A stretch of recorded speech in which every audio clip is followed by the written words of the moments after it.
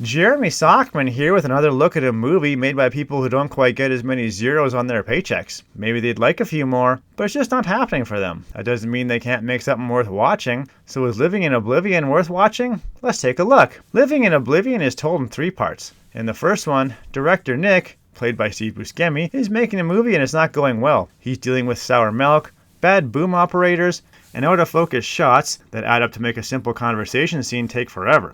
The actors start to slip until Nicole finally clicks in and nails the scene. Whoops, it wasn't being filmed. Then something on set starts to beep, and Nick loses it and trashes the place with real gusto.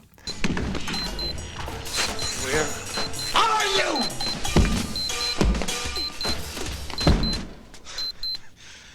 Can somebody help me, please?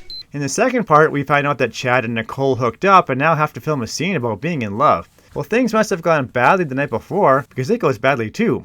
Chad keeps changing his mind on the scene's blocking until finally Nicole has had enough and loses it on him. There's a fist fight when Nick stands up for her, and then he confesses that he'd always loved Nicole, and we get an inappropriate office kiss. I've got nothing but respect and admiration for you. Christ, Nick, now you're doing your own fucking script. The last part is all about filming a dream sequence where Nicole has to want to eat a top-hatted Peter Dinklage's apple. With a malfunctioning fog machine and a bitter Peter, things also go badly. I'm sensing a theme here. When Peter walks out over typecasting, Nick is set to just end the whole movie before his confused mother steps in and saves a shot. Spoiler alert, it's so good, he reconsiders, and they all get to keep making the movie. Whoa, talk to me, man. Did you get that? Got it! Nick, I'm telling you, everything. The laugh? Yeah, see? Perfect! Now I know what you're thinking. Another movie about making movies by people who make movies? Those are almost as common as movies about people who make movies by people making movies about those movies. But what sets Living in Oblivion apart is the Take No Prisoners bridge burning going on display by the director Tom DiCillo. You see, this guy was completely fed up with movies and the people who make movies. He was even fed up with movies about people who make movies, so he was giving the world's biggest middle finger exit interview around. Old Tommy Boy, using his backstage access and experience, shows us that all actors are self-absorbed, self-centered, needy twerps who can't focus, sleep around, try to steal scenes, or quit jobs because they don't get their way. You know, the only reason I took a part in this movie is because someone said that you were tight with Quentin Tarantino! Then he turns his attention to the crew members. Union or not, he doesn't spare his wrath. Grips are dumb, boom operators can't do their job, special effects guys just pretend to know what they're doing, sound guys are ornery, ADs just want to sleep with the stars, and cinematographers are pompous prima donnas. Huh? You see what I fucking have to deal with here? But he turns the most vicious lens on himself. He's showing us that directors are control freaks who can't handle when things go wrong, lie to their actors to get what they want, then, when up against real pressure, wilt like flowers in October. Ouch! Talk about venting your own insecurities. We have a new category this year.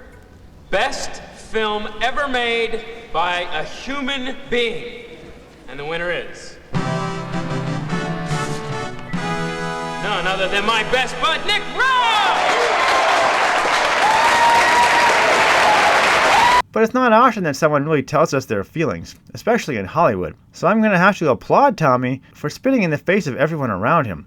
Those that pay his salary, those that he pays, but more importantly, spitting in his own face with the biggest loogie of all. That takes balls, and even though I'm sure he never worked in that town again, he gets my thumbs up. That's why I'm Jeremy Sockman, and I'm giving Living in Oblivion my seal of approval. I would love to say thank you, but I can't. Because what I really feel like saying is, I used to worry about what people thought about me. Now I couldn't care less, as you can plainly see. They said I was stupid. They said I was strange. Well, maybe I am, but I'll never change. The world may not like me, but that's okay. There's only one thing I've got to say.